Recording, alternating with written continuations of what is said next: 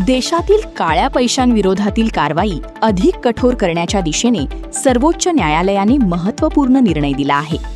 चालक, नोकर, नातेवाईक किंवा इतरांच्या नावावर खरेदी करण्यात आलेली मालमत्ता बेनामी व्यवहार ठरल्यास ती जप्त करण्याचा अधिकार सरकार आणि आयकर विभागाला असल्याचे न्यायालयाने स्पष्ट केले आहे.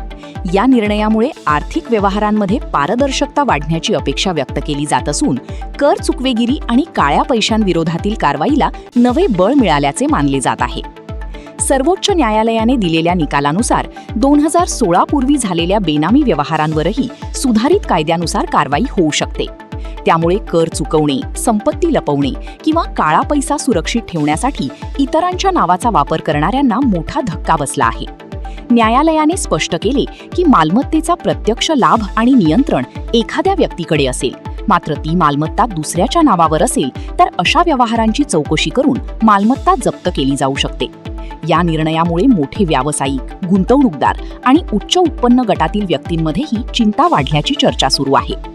अनेकदा चालक, घरगडी, कर्मचारी किंवा नातेवाईकांच्या नावावर मालमत्ता खरेदी करून प्रत्यक्ष मालकी लपवण्याचा प्रयत्न केला जातो.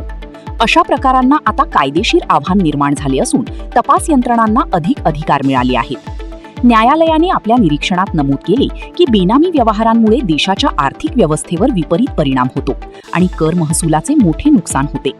त्यामुळे सुधारित बेनामी व्यवहार प्रतिबंधक कायद्याची प्रभावी अंमलबजावणी होणे आवश्यक असल्याचेही न्यायालयाने अधोरेखित केले आहे. दरम्यान या निर्णयामुळे रिअल इस्टेट क्षेत्र आणि मोठ्या आर्थिक व्यवहारांमध्ये अधिक पारदर्शकता येण्याची शक्यता व्यक्त केली जात आहे. कायदा तज्ज्ञांच्या मते भविष्यात उच्च मूल्याच्या मालमत्ता व्यवहारांमध्ये निधीचा स्रोत आणि कागदपत्रांची स्पष्टता अधिक महत्त्वाची ठरणार आहे. सर्वसामान्य नागरिकांमध्येही या निर्णयाबाबत उत्सुकता असून पारदर्शक आर्थिक व्यवस्था निर्माण करण्यासाठी अशा निर्णयांची गरज असल्याचे मत व्यक्त केले जात आहे.